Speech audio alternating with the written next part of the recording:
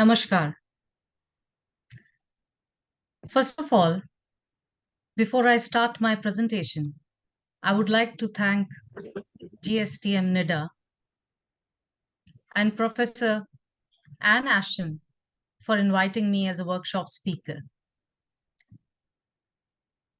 Congratulations to the organizers for such a wonderful conference, for such a successful conference. Yesterday, I attended the inaugural session. I really missed being there in Bangkok, the beautiful city. I wanted to come to show my physical presence, but due to unfortunate events at my home, I couldn't come. I had to cancel all the bookings. But now, lucky enough to interact with you all with such a nice theme of the conference. And my topic also relates with that, culture and cuisine, the healing tourism. Before I start, I would like to give a brief introduction of myself. I'm Dr. Ruchi Singh. I have a quite well experience of tourism industry as well as academics of around 26 years. Before joining academics, I was a practitioner, still a practitioner, and my academic journey is around 16 years and industry is 26 years. I'm heading a department of tourism and hotel management in a small but beautiful tourist city of India in Rajasthan. Besides that, I'm a tour guide approved by Ministry of Tourism, Government of India, and Lady Entrepreneur Officer of Association of Domestic Tour Operators of India. I'm also handling the social media accounts of Tourist Guide Federation of India, as well as Vice President of the Regional Guide Association of Udaipur. I'm also fortunate enough to be a member of the POSH committee of various five-star hotels of Udaipur. These all roles in the industry as well as academics gives me the opportunity to understand the industry and to bridge the gap between academia and industry and to help my students understand the dynamic tourism field, the tourism sector, where they can accommodate themselves after finishing their degrees and postgraduate degrees. The topic which really correlates, we have been hearing various terms like restart tourism, rethink tourism, resilience, and responsible tourism, as well as sustainable tourism. These all terms at a sudden, it was a sort of storm of these terms after COVID. But why are these terms important? These terms help us in healing tourism. My topic, which is culture and cuisine, the healing tourism. I'm a tour guide who shows the tourists, the visitors, our incredible India, my own country. So I have observed and experienced that 80 or 85% of tourists visit the country for culture, and cuisine forms an important element. These two are the basic elements of tourism product, which attracts every tourist. Why do we want to visit a country? We want to experience the culture. And how these two can help in healing tourism. The healing tourism also denotes two meanings, that after COVID, tourism is healing. And with these two products, I'm emphasizing more on these two products because these are the basic, they generate the curiosity among the tourists to see the country. So they help in healing. They help in justifying the terms of restart, rethink, to experience. I have prepared a very beautiful presentation, though I was thinking that Anne would give me the opportunity to present it before lunch, because with such nice videos and pictures of delicious cuisine, your appetite might have really elevated and increased. But that's fine with me that after lunch you'll get your digestive system would be more effective. So I start with sharing the presentation. You can ask me questions after the presentation, whatever you have in your mind and about my country and the wonderful cuisine and culture.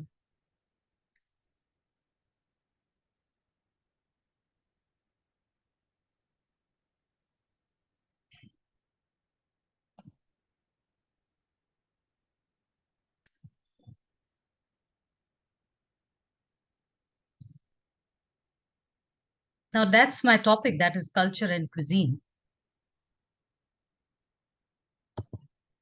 The healing tourism. After COVID, you have seen that the tourism has not picked up on that scale, on that fast scale, which we have been expecting. Yes, in India, we are seeing a lot of numbers, the increasing numbers of tourists. They are doing bookings, the hotels are full. But international tourism, we have yet to see the numbers increasing. Whereas the domestic tourism has helped the tourist industry to get back on pre-COVID levels. Here you can see the beautiful map of my country, incredible India, because in tourism, what we believe that it's not only India where tourists are coming to experience the culture and cuisine, but every country has their own essence regarding culture and the food. There are various sorts of tourism which are specifically they concentrate on gastronomy, gourmet tourism, wine tourism, and in India, we can see, because I'm stressing and my topic is concentrated on India and cuisine. India, if you have heard or you have been to my country, there are around 36 provinces. We call them states and union territories, around 28 states and 8 union territories. And overall, altogether, I can say that 36 provinces are there. Lot of diversity is there in India. We are now number one in population in the world. Every region is different, from north to south to east to west. All the climates we experience, all sorts of languages we have, it's not only one language prevails. Every region has their own distinct language, their own culture, their own costumes, their own cuisine. Lot of fairs and festivals we experience in India. And every month, every day is dedicated to various fairs and festivals. In fact, the 7 days are dedicated to different gods. Religions, if you have heard, we are very secular. Most of the religions are practiced in India. There's no bias. Freedom of speech is there. If you look at the map here, you can see the states from top to bottom, from right to left. All the cuisine, the famous cuisine of each region is depicted, is put up here. So you can see a lot of varieties. Some of the people who crave for the niche tourism to experience something different, because uh, internationally our food attracts a lot of tourists. They come to experience, to savor the various delicacies of India. The regions here you can see some are offering. Like I hail from Rajasthan. You can see Rajasthan here, which is a dry state. And we have the Lal Mas, which is very famous of Rajasthan. Internationally, this cuisine is quite popular. Some of the states you can see they are more of non-vegetarian. Around 90% states in India they prefer non-vegetarian. 10% from the Western India, they go for vegetarian dishes. So what we see here that cuisine is an important part of every culture. And whoever comes to visit India, they have this desire to taste its culture. And how do you taste the culture? That is to taste through their eyes, to visit the place, to savor the place, then only you can feel the flavor of the place. And after COVID, we have seen that we cannot go with the mundane experiences, the mundane products. The tourism has to be experiential. If you want to visit a place, how is it different from pre-COVID level to post-COVID level? Is it giving something different experience to you? Is the culture giving some new experience rather than whatever you are seeing on the internet or on social media? The dish, here the dish mean the cuisine itself. The dish is the product. It may be the same, but if you add some more ingredients into it, if you present it with some more flavor, the packaging, then it definitely allures. It becomes more nutritious. And the way it is presented in front of the visitors or the tourist, any of the product in tourism, then it can be an icing on the cake. I very well support my friend N, who is promoting a lot of wellness tourism. I follow her on the social media and we are very good friends, where I've seen that she not only practices yoga, but she's into spiritual tourism as well. She's into sports tourism. She goes for trekking to Nepal. She is a counselor, well-certified counselor for nutrition. So post-COVID and during the COVID also, we have heard about the word wellness. And for everyone, we believe that the mantra for us in our day-to-day life and tourism also is wellness. That how can we take care of ourselves and how can tourism attract tourists promoting wellness? If you are visiting our country, the word which I was mentioning before, that is experiential tourism, or packaging the product in a different way, is whatever cuisine you are offering, which is a value in the culture itself, because cuisine is an important part of culture. Is it promoting wellness? If you are visiting a region, like I belong to Rajasthan, if you are coming to Rajasthan, the dish, the delicacy which I'm offering, how is it contributing in your wellness and health, or not making you ill? So that is a combination of experiencing the culture in the form of cuisine, promoting the wellness to you. And what we have seen is a lot of people, they are shifting their choices to more organic, more local, more right food. They are not going towards more of fast food, because we have seen the result of consuming more of fast foods, more of frozen foods, that it makes us ill. It decreases our immunity. And every region has their seasonal fruits, vegetables, and all. But nowadays, what is common is you are getting all the vegetables, all the fruits in all the seasons. And if you are consuming a vegetable or a fruit which is not of that particular season, then it is not giving the effect, it is not giving the profit, it is not making you healthy. So there is a paradigm shift. You can see the temperament in the choices of the people. They are becoming more aware. They are adopting a lifestyle which is helping them to move towards wellness. Wellness of not only the body, wellness of mind, wellness of spirit, and wellness of your physical self. And these three have to be in unison with each other. Then only you achieve the wellness in totality. Then you can consider yourself as healthy.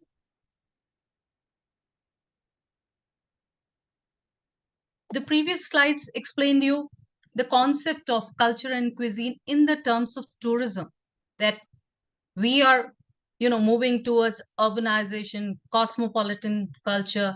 We are losing the essence. And not only, I'm not quoting example of any one country, but all the countries, though we Asians are more culture oriented, we have more traditional values and all, but every country is losing their own essence, each region, each community. And this craving among the tourists to experience the originality is day by day increasing. They want to experience the original. I'm giving just, short descriptions of like what is culture and what is cuisine. And in the terminology of culture, what we can, include are the values, the attitudes, and what I mentioned before, that languages, fairs and festivals, religion, the gourmet, the activities, economic, social, most of the activities, these all fall under culture. And India, it is so diverse that you need to, with one visit, you cannot experience India. That's why it is called Incredible India.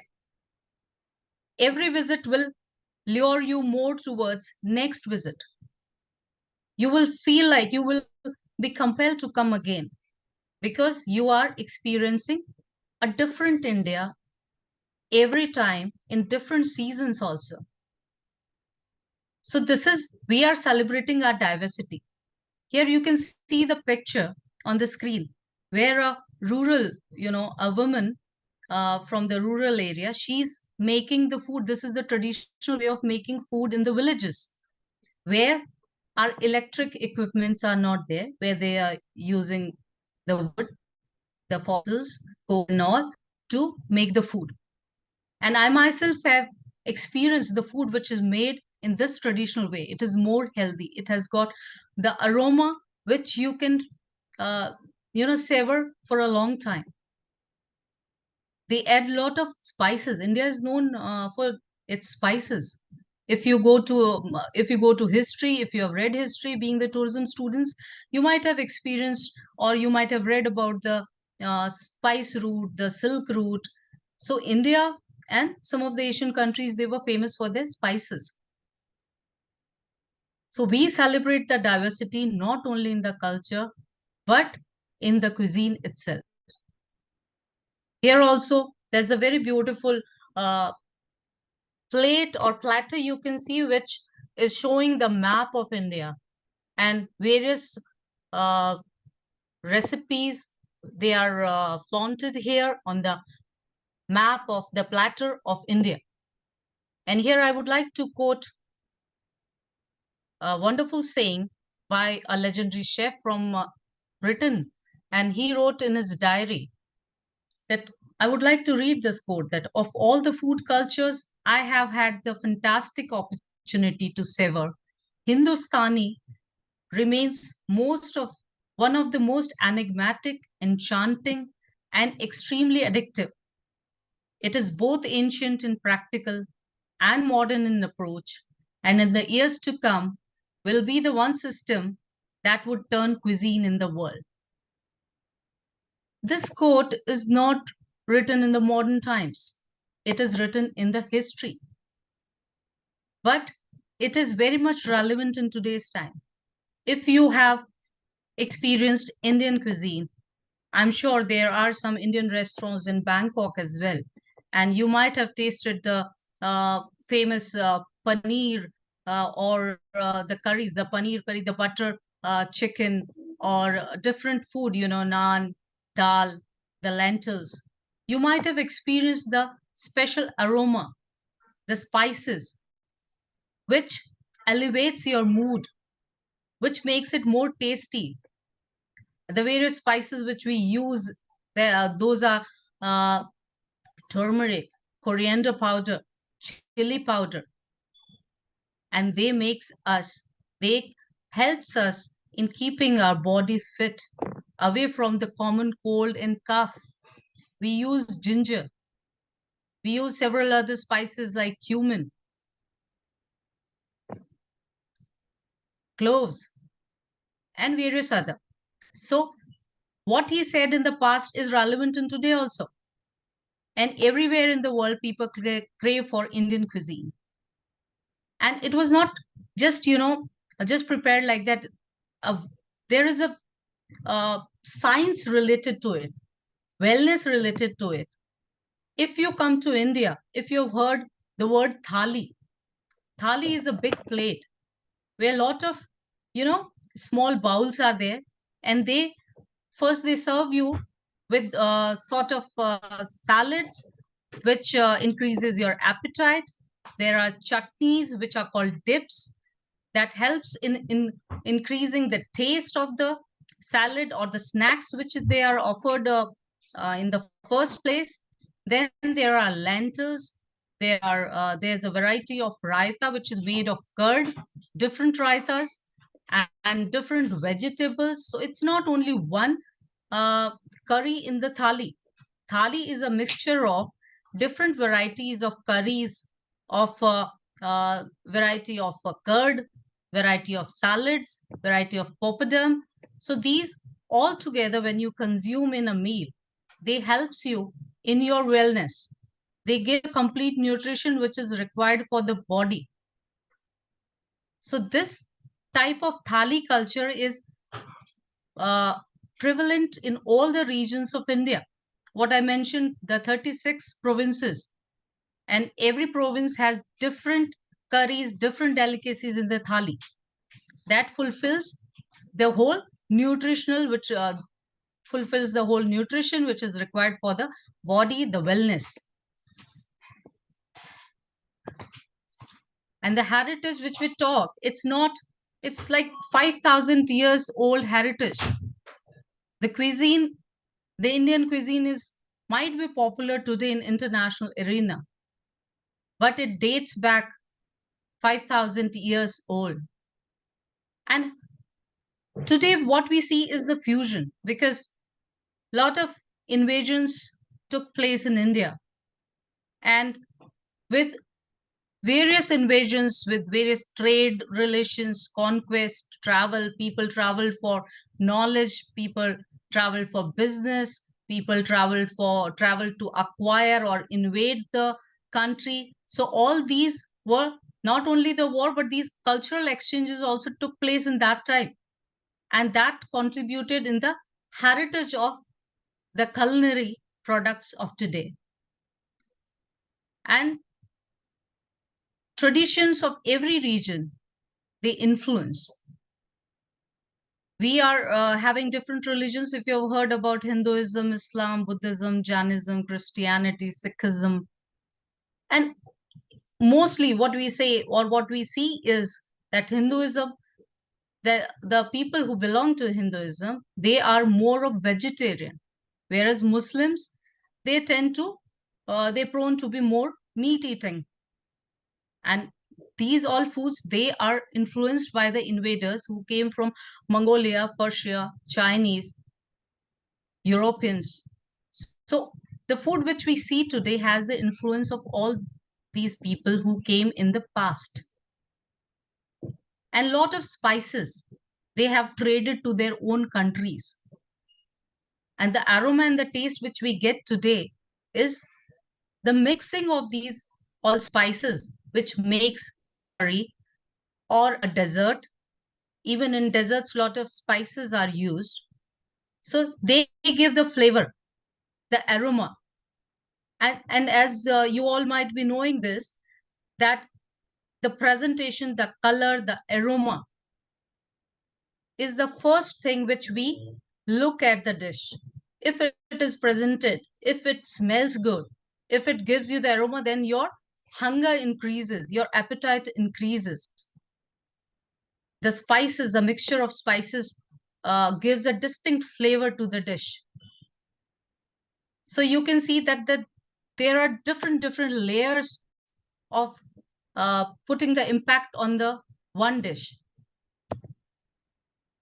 Here I would like to mention this because we are a religious country. We have different religions, and we as I mentioned, every week, every like 7 days of the week are dedicated to different gods. In Hinduism, there are crores and crores of gods and goddesses. What we believe that food, we treat it as very sacred. I am Hindu. We believe that whatever food we prepare in the house, we have three main meals. Even in some of the homes, the first tea which is made, it is offered to the god first. So there is a relation that we are offering the food to you. God bless us with a good health. And when we pray to God, at that time also we ask for his blessings, not only in the terms of health and money, but we ask about that our home, that our kitchen should be always filled with grains. So we offer you this food, and we offer we in Hindi, we call it prasada. In every temple, the priest offers you prasad. That is, whether it is made with the rice and milk, we call it kheer, or halwa, which is made up of different flours, semolina, wheat, or the gram flour. That is, the prasada is first offered to God, and then it is given to the devotees as a form of blessing from the God. So it is, you are pleased first with the food. We are treating the God as the gods. You can see that the idols are there, the iconic figures are there. They cannot eat that food, but we treat them as the human self, and we are offering them. First they taste it, and then it is offered to us as a blessing from the god. So on the slide, you can see the 6th and the third century BC. The two main religions in the world, though having a less number of followers, but Jainism and Buddhism, lots of sermons took place in that. So these religions took rise in 6th and 3rd century. And there are a lot of philosophical reflections also in terms of religion. And wherever these religions thrive, there was a significant difference in the culinary trend also. If you have heard about Jain food, they do not eat garlic, they do not eat onion. So everywhere in the world, Jains are mostly the business community. So even in flights or in every part of the world, you can see the menu. If you see the menu of any of the restaurants, you will see a column called Jain food. So Jain food is where you are uh, offered the food which is not having onions and garlic, because they do not consider it as good. And here there's a story, or just it is reflecting that in Buddhism, that there was a lady, there was a devotee, Sujata. She offered boiled rice and milk, which I just mentioned. It is called kheer. She offered to Buddha during his, severe penance time. We have read about the enlightenment of Buddha, but it is said in the cuisine books, what we read in the cuisine books, or what I have discovered, that after Sujata offered kheer to Buddha, after consuming that kheer, he obtained enlightenment. So these prasada, or these desserts which are offered to gods, give a sort of cooling impact, effect, and it relates to the cosmic renunciation, enlightenment, to uh, these famous deities, or to these famous preachers of the religion which we read in the stories. And after consuming that, he was encouraged to give the principles of extreme penance. And every, the main follower of the religion, it is said that you obtain the solace, you obtain the enlightenment after going through lot of pain and penance. India, well known about the spice culture, and as I mentioned, that religious importance is also connected with the spice culture. When we go through these ancient text, we see that how not only the consumption of the food, but the cooking pattern also. Like in India, most of the cooking pattern which we follow is first for making any curry, first you pour the oil in the pan and then you sprinkle some of these spices like cumin, like clove, like cinnamon stick. And first these things are put. So it's what matters is the cooking pattern also. The instructions are nowadays, yes, there is a fusion, but most of that ancient text gives you the procedure also of how to cook the food, which gives the complete uh, holiness, the complete benefit of consuming it. So there is spiritual importance attached to it. The slides which you are seeing gives us the historical record of not only the religion, but the ancient text, the pattern of the cooking, the consumption, and the puja. Here you can read the word puja, that is worshipping the god. What I mentioned earlier, that you are offering the food first to the god, which is also known as nevedya or bhog, because you cannot consume it after making. First, you have to offer God. In Hinduism, we practice this more because we consider that whatever food and grain we are getting through the blessing of the God. And even it is very interesting to note that if you have heard about Lord Vishnu and Lord Ganesha, the main, we talk about, there are different deities, different gods and goddesses, but we talk about Lord Vishnu, who is the creator of the universe. The Lord Brahma, who is the creator, Lord Vishnu is the preserver, and Lord Shiva is the destroyer. And Lord Ganesha, who is the elephant god. You might have seen the pictures of Lord Ganesha. He's known as the son of Lord Shiva. So these all gods have their own sweet dishes. Lord Ganesha is offered laddus. If you have seen the picture of the laddu, that is the small, this is a sweet dish. And in India, you can see in all the sweet shops that the laddu is made with the gram flour or with the sweet dumplings. And then they are formed in a sort of a big dumpling, which is known as laddu. And it is made with it is mixed with clarified butter. The gram flour is mixed with clarified butter, and different uh, nuts are mixed to it. So Lord Ganesha is pleased with this offering. Lord Vishnu is pleased with the kheer. So these gods have their own special dishes, own special delicacies, which you have to offer to them. There is external cultural influence on Indian cuisine because we have been invaded by different uh, countries, from Islamic countries, from European countries, from Persian, from some of the Asian countries as well. We have seen the Mongolian influence, we have seen the Chinese influence on our culture. So here I would like to talk about only two, that is the Islamic and the European influences. Islamic influence is very important because it has given more of aroma to our dishes. And many non-vegetarian dishes are included in our delicacies, which the credit goes to the Islamic influence.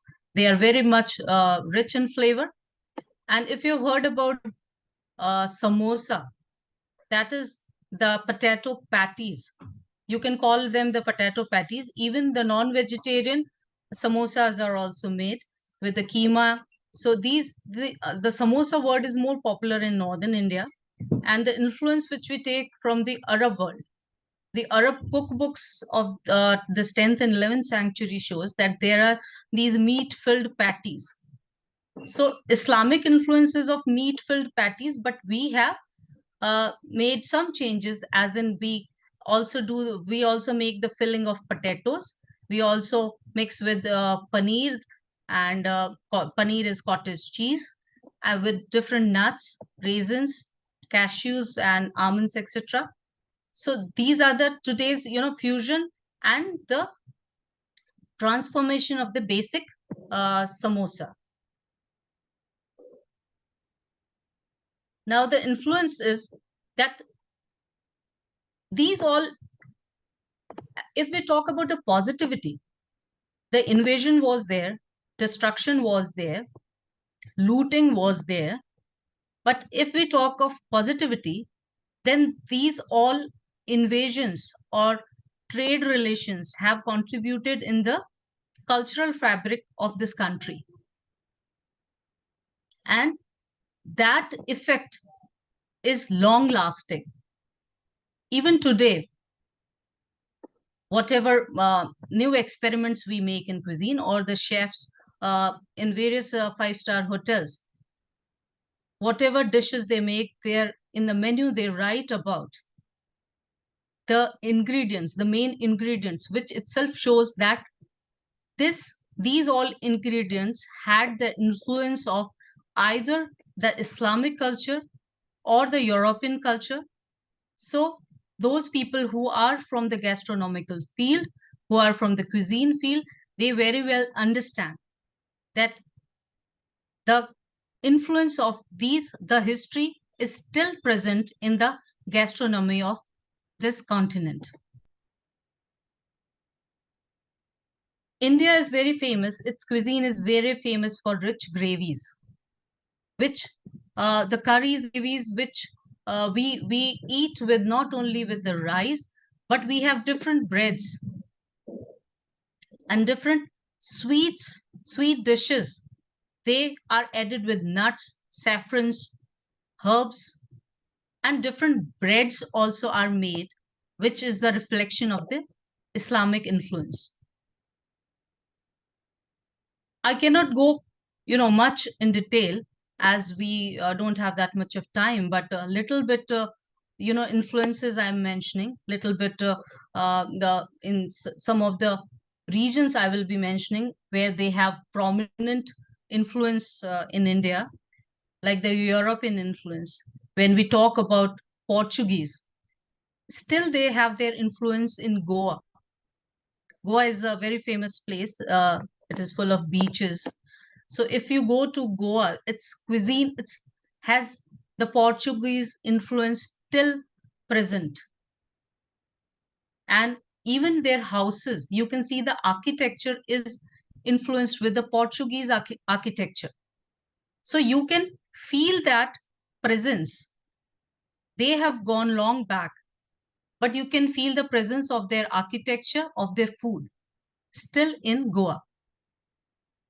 In India, we were not having potatoes. We don't take the credit of chilies, potatoes, and all. We uh, read in the text, and we have experienced that these potatoes, chilies, papayas, pineapples, peanuts, guavas, and tobacco, which are added to the Indian culinary, they are brought by the Portuguese, who came to India through the sea route. And it was around 16th century or so when they came to India. And there is a very interesting, very beautiful place which is known as Puducherry. Still, there is a colony, the French colony. Still, the people who live there, they have the rights to cast their votes in France. So Puducherry or Pondicherry, we popularly call it Pondicherry, it reflects the legacy of French influence. And now the famous tea. Most of the people, they do not know. They think that tea in India is from India only, but British introduced it. In the northeast part, where they had their residence and all, they saw the land there. They saw the scope of growing, cultivating tea there. So lot of tea plantation you can see in the northeast, lot of coffee and tea plantation in the south of India. So the credit goes to the British who introduced the cultivation. And even some of the vegetables which are brought by the British, they are cauliflower, cabbage, spinach, and carrots. India was not known for that. We nowadays they are a important part of our curries and culinary, but the credit goes to British.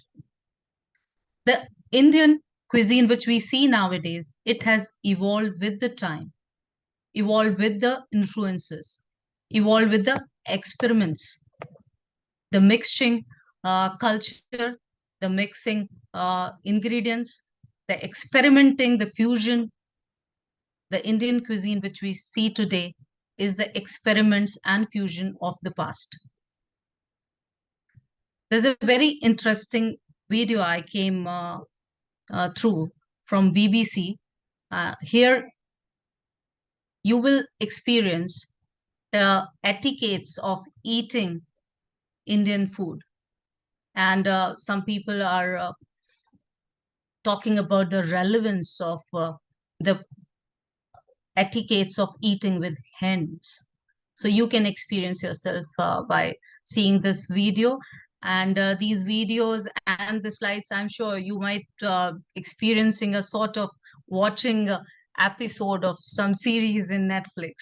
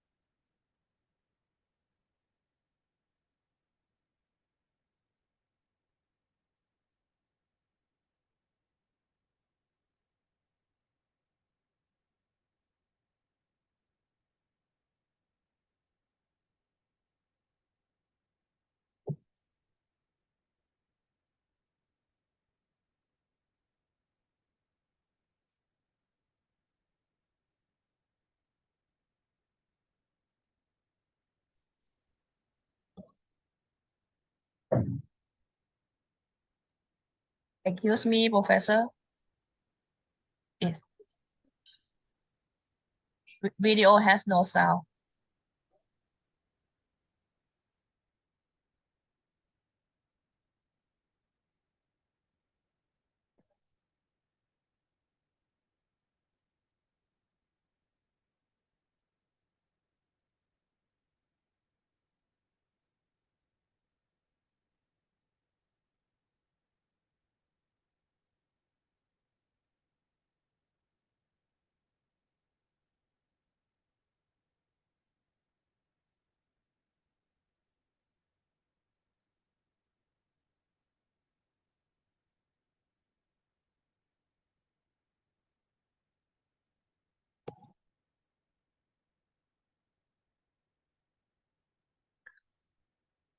I'm sure you might have liked this video because it it shows that how the Indian food is consumed. You eat with your hand, and frankly, when we eat with a hand, it gives a lot of satisfaction to us. It connects with the soul. It might, the people outside India, they might see it as in different perspective that when you lick your fingers, but we all believe that we shouldn't waste any single grain. And if you lick the tasty delicacies, it gives the satisfaction to the soul, the mind. Here, I would like to quote that diet and body, diet and mind, diet and attitude of mind are related to each other. So it's like what you eat, it reflects, it influences the body, it influences the mind, and even it influences the attitude of your mind. In one of my presentation long back with Anne only, I mentioned about the Ayurveda and the naturopathy. I mentioned about the sattvic food, tamasic food. Sattvic is the vegetarian, tamasic is the non-vegetarian. Here, I'm not against any type of food because I myself take both the food, the vegetarian and non-vegetarian. But in India, what we believe is that the type of food you consume, it reflects in your personality. If you eat more of vegetarian, your mind will be more cool, more calm. If you eat more of non-vegetarian, then you will have more of aggression in your attitude, more of anger, more of aggression. It is it is what you eat reflects your personality. And India, as I mentioned, that it is a diverse country with many states, many regions, and every region is different. The lady here you see on the screen, this is again a picture of rural India. And our Prime Minister Shri Narendra Modi ji and our tourism ministry also is promoting a lot of rural tourism because we believe that the essence of India lies in the rural culture. Here in, though we are progressing, but many of the villages still, this cooking pattern is, you can see in most of the villages that they are cooking their dishes in the traditional way. That is, she's blowing the air for the flames to rise up for the cooking. The wood is used, the cow dung is used. So this is the essence of India. It lies in the villages. Here in another picture, you can see the onions, the chilies, some garlic, lentil is also there, and the person is making dip out of it. He or she is crushing all these together. They might add some curd or some tomato gravy to make a dip. So crushing and making the dips, not in the electric equipment, the mixer or anything, but on the stone equipment and by the hand you are grinding the dip. So this is a tedious task, but this is rural India. If you want to experience rural cuisine, then they are cooked in the traditional way and they are more healthy because they are more organic. They are prepared more using the hand in the traditional way, in the traditional equipments. So every region has their own techniques and they use more of herbs, vegetables, and fruits of their own region. You can see in the last para that the staple food are wheat, rice, lentils. And we believe that I was talking about the thali. The thali having various type of cuisine, various type of recipes, starting from the starters to the desserts. We should have the combination of these 6 tastes, which are important with every meal, especially the lunch and dinner. These are the main meals. So we believe that you should have all these 6 tastes in a thali. That is sweet, sour, salty, bitter, spicy, and astringent. Because these all benefits your body. Few months back, I was not well. I was diagnosed with some of the liver problem. Jaundice was there. So uh, one of the very well known person, he suggested me a superfood, and superfood had the combination.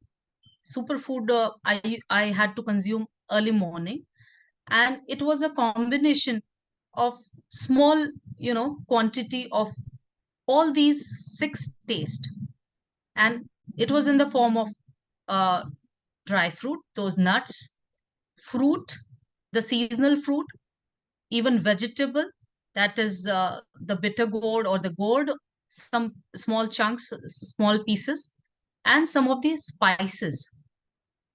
I had to consume that before my breakfast with a gap of 1.5 or 2 hours. So that superfood gives all these benefits, what your body requires to heal and to heal fast. And if you consume these things, and this is not modern therapy, this is prevalent from the ancient text.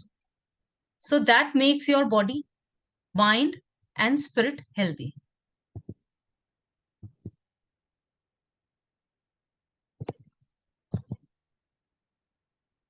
I talked about the different festivals also.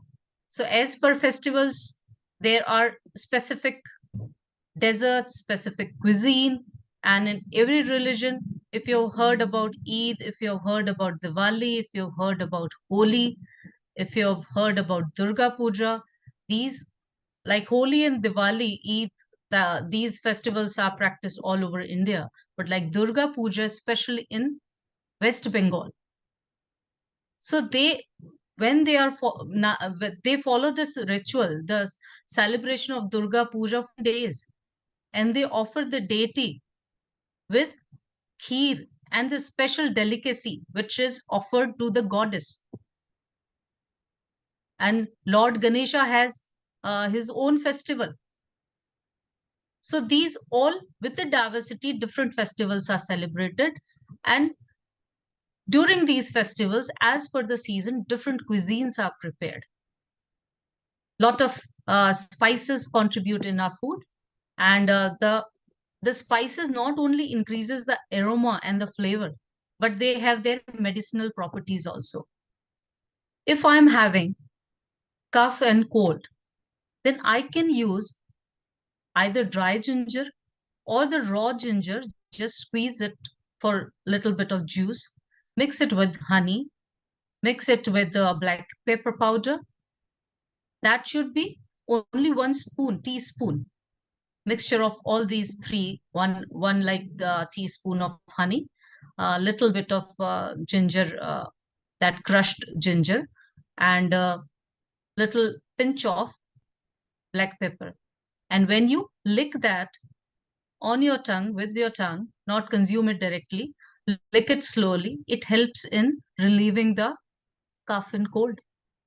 If you take turmeric in warm milk at night, it helps in the dry cough. So these all spices, they have their medicinal properties as well. Even the cinnamon, it helps in digestion. It helps in arthritis pain. It helps in a lot of ailments, blood pressure, sugar. So not only increasing the aroma, but serving for the purpose of medicine as well. Now you have seen the video where you saw people eating with hands, and the eating with the hand gives you the sensory experience. And as mentioned earlier, it not only feed the body, but the mind and the spirit. Because if you're eating with the hand, and if you just close your eyes, you can taste that flavor not only on the tongue, but in the mind also. And it gives satisfaction to the spirit. So in the text, these fingers are shown as the extension of these 5 elements. And eating with the fingers stimulates the elements. And then it helps in bringing the digestive juices in the stomach. And if you bring forth your digestive juices in the stomach, then your digestive system is good. It helps in digesting the food in the proper manner. So in these ancient texts or Ayurvedic texts, not only the cooking methods, techniques, but benefits and how it helps in the wellness of yourself are very well laid out. So it is very important to understand the science behind it, to experience the art of eating in India. Well, after the sensory experience, what I have, again, if I go back to the previous slides and all what and explained earlier that food is offered to God, thali style is there.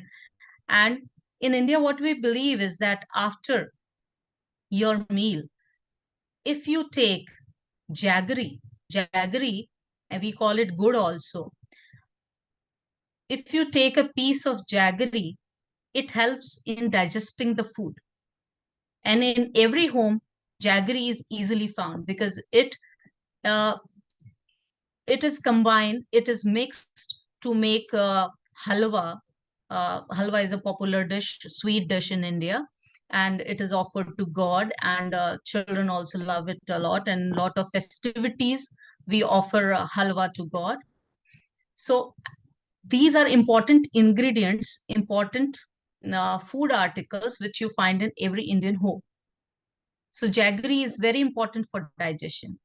If we move out of, if our children, like they go to give some examination, or if you go out of home for traveling and for any important work, then what we believe is that if you uh, offer curd mixed with either sugar or jaggery to the person, a teaspoon, it calms the mind, and we consider it as good, as a symbol or sign of success in that uh, accomplishment, or in that task which the person is going.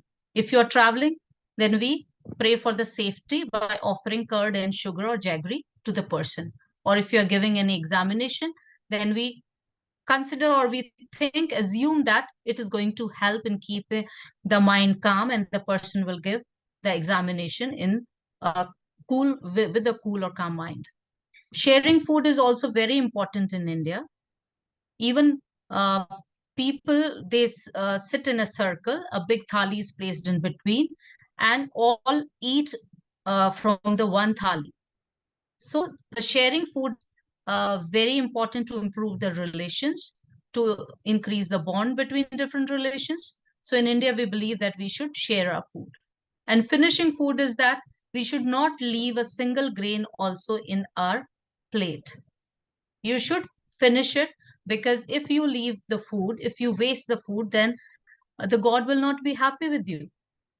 And uh, the farmers who are toiling very hard to provide you the grains, it is a sort of insult to them.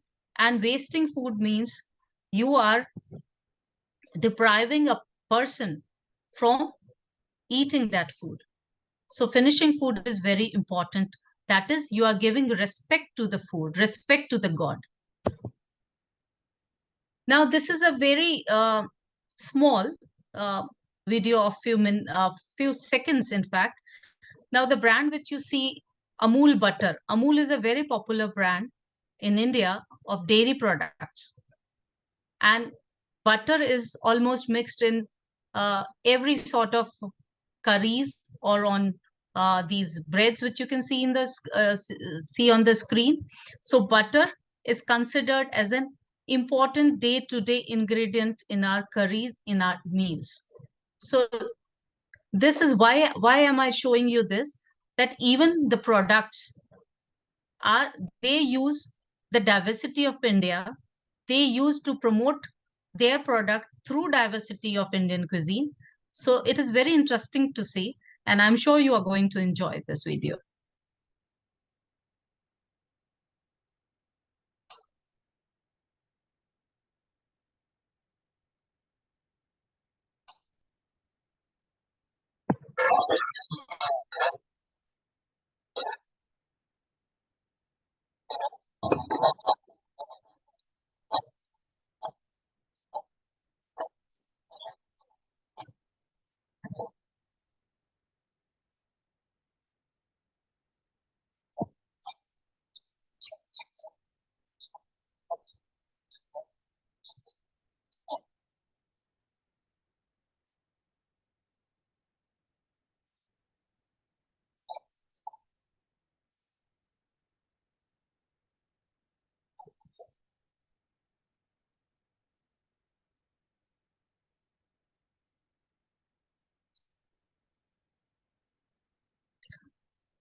I'm sure you might have enjoyed that whether India is also popular for street food. So whether it is street food or you are eating your food in a five-star restaurant, Amul butter has its place everywhere.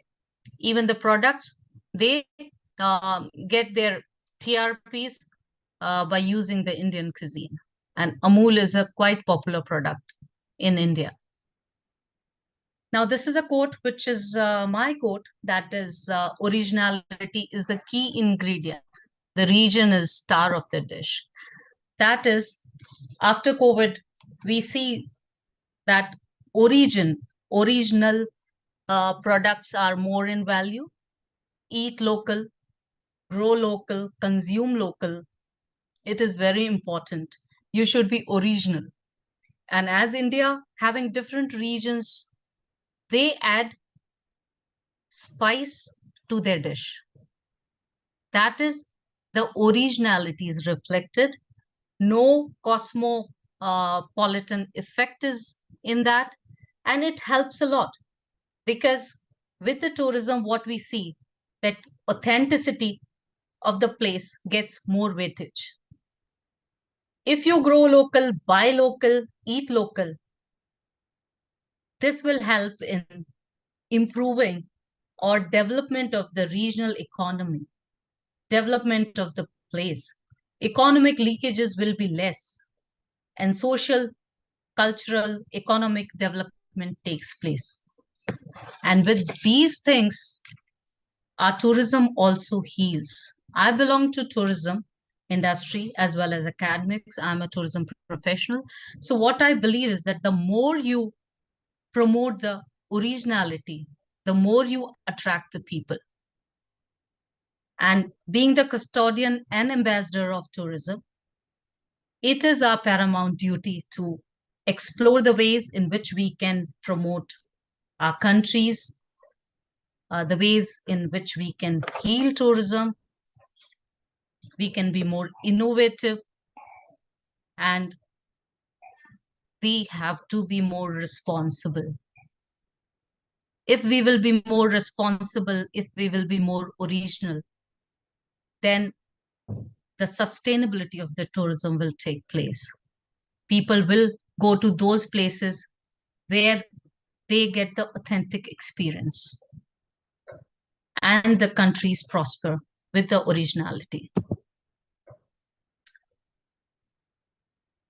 You can reach me on these links if you want to. You can connect with me.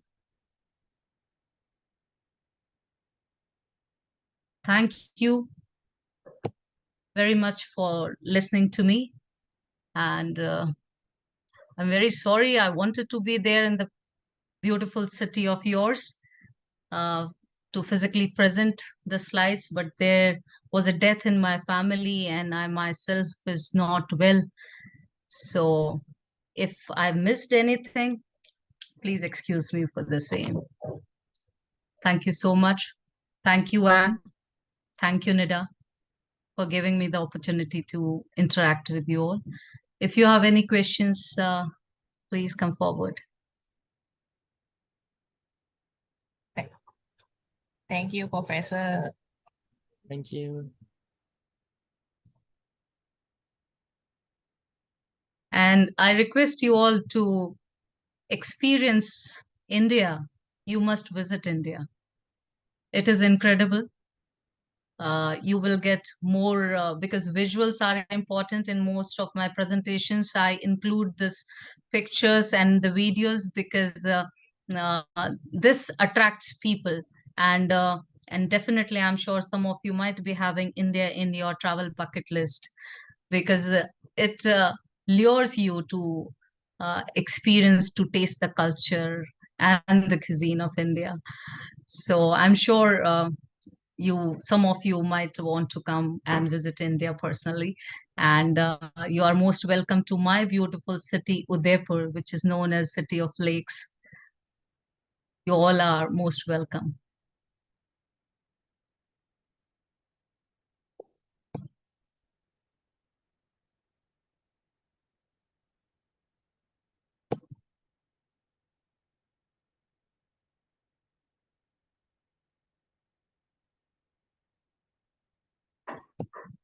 Any questions from anyone?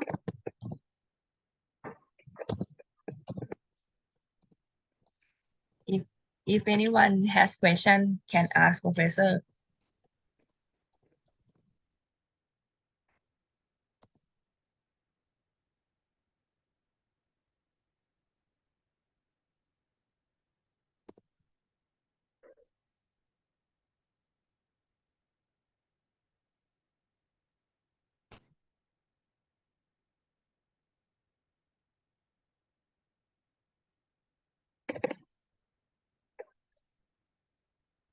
Please convey my congratulations to Anne. She's a very good friend uh, for the successful convention, this conference. A very hearty congratulations to all the organizers and the volunteers, the students who worked hard to make it successful. And I am sure that I will visit Bangkok because it was planned. I booked the tickets along with my daughters to visit it, but unfortunately it didn't take place. Thank you, Professor. Thank you so much. Shall I take the leave?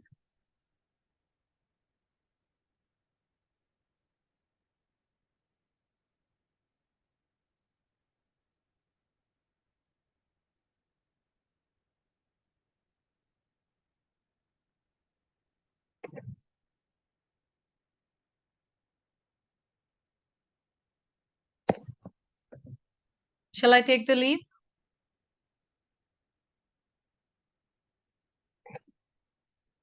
Your voice is not there.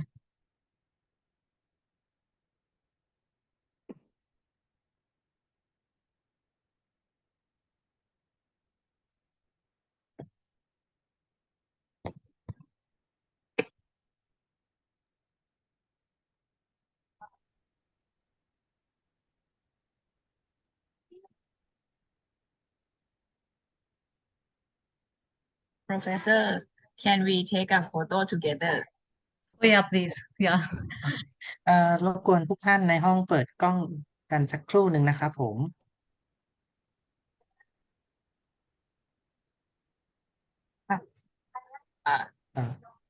Everybody here Everybody in Zoom meeting right now, please turn on your camera and take photo together with ผม Dr. Ruchi Singh ผมเปิดในคอมพิวเตอร์ครับ มันไม่มีกล้อง ค่ะเปิดได้เลยค่ะ เปิดกล้องได้เลย มันไม่มีกล้องอะครับ ในคอมพิวเตอร์ ไม่มีกล้อง Everybody can you open your camera for a take photo in short time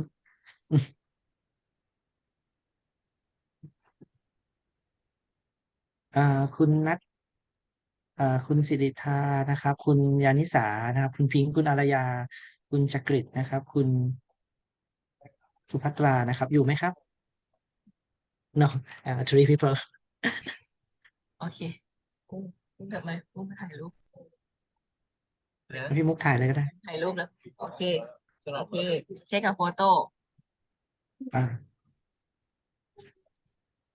one two three one two three okay. Thank you thank ข you อบ so คุณ much thank you very much ค่ะ professor Thank you Professor Thank you so much. Would love to see you in Bangkok next time. Thank you hope to see you Professor soon for Thank wonderful you. Goodbye. session อยู่ชั้นไหนวะปี Goodbye. Thank you so much. All the best for your future. I'm sure all the students are here. So best wishes for your future. oh. Thank you bye bye Bye-bye. Thank you.